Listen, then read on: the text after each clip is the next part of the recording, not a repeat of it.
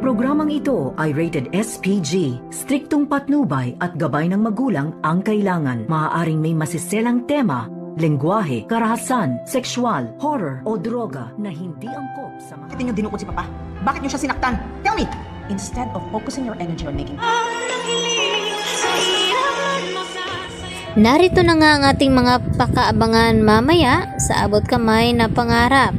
Unti-unti na ngang lumalabas ang mga akusasyon dito ni Giselle dito kay Moira dahil sa gustong mangyari ni Giselle na gustong pakuhanan ng fingerprint itong si Moira at ganun din itong si Zoe. At dahil dito, magtutugma ang mga fingerprint dito ni Moira at ni Zoe dito sa mga ebidensya na nakuha ng mga kapulisan. Dahil dito, diretsahan na tinanong ni Giselle itong si Moira na kung bakit nga raw pinadukot nila ang kanyang papa. Ano ma daw ang motibo nito? At dito naman na sumagot itong si Moira kay Giselle na imbis na mag-aakusa daw ito kay Moira, dapat nasa tabi daw itong si Giselle na sa kanyang ama. Baka hindi na niya maabutan pang buhay itong si Don Pepe at critical nga ang kalagayan ngayon dahil sa cardiac arrest nito.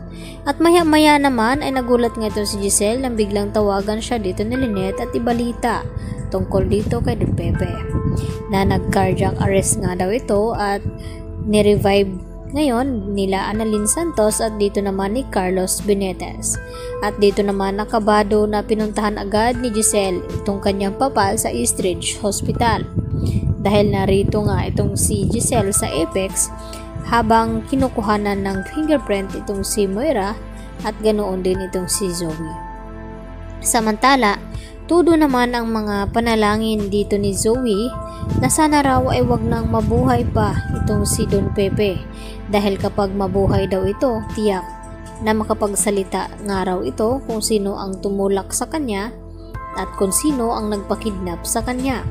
At dagdag pa dito ni Lynette habang nag-uusap sila dito ni Chang Susan at Diyosa na sana nga raw makarecover na nga itong si Don Pepe nang sa ganon ay malaman na nila kung sino talaga ang nagpadukot nito at nang sa ganon ay maparusahan. At sumang-ayon naman itong si Chang Susan at itong si Diyosa.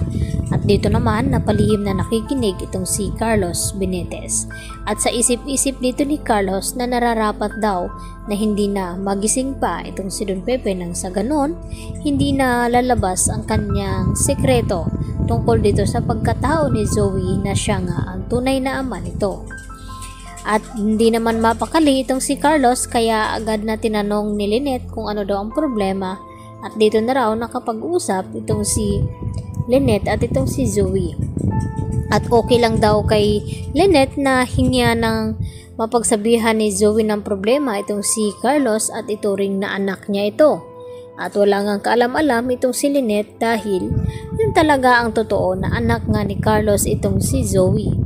At hindi naman mapalagay itong si Lynette dahil iba daw ang kanyang sinasabi kaysa kanyang naramdaman.